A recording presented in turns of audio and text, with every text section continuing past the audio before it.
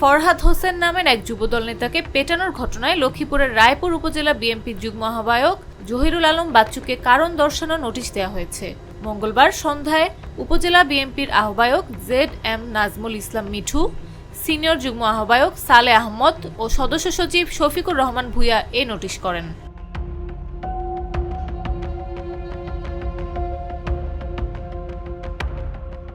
অভিযুক্ত জহিরুল আলম বাচ্চু উপজেলার কেরোয়া ইউনিয়ন বিএনপির সাধারণ সম্পাদক। ভুক্তভোগী ফরহাদ হোসেন উপজেলার বামনী ইউনিয়ন যুবদলের সদস্য।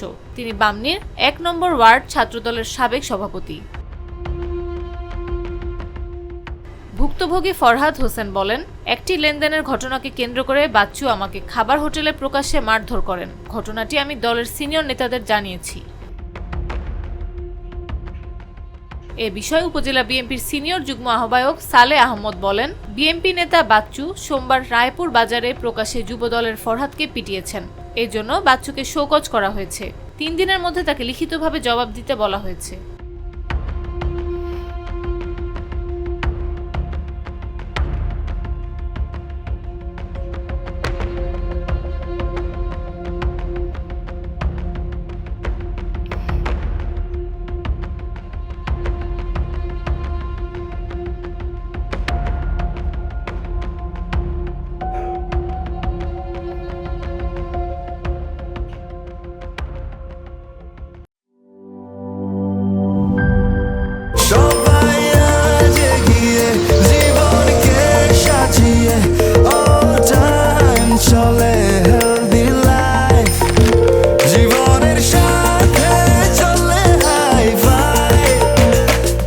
চলার পথে স্বাস্থ্যকর all time honeycomb, all time healthy life.